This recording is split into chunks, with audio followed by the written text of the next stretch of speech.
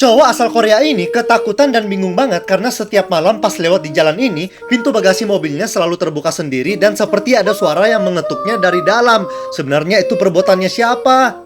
Jadi pria ini heran banget kan, walaupun bagasi mobilnya itu sudah ditutup, tapi pasti ada di jalan ini pasti bakalan kebuka sendiri. Padahal pas dicek di bagian dalamnya itu nggak ada apa-apa, dia cuma sendiri di mobil.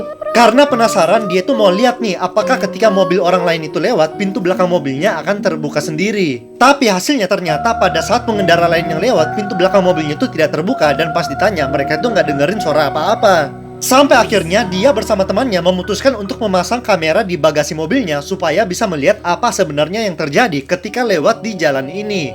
Nah, yang mau hidupnya selalu selamat dan masuk surga, aminkan dengan cara like dan subscribe, terus komen, amin.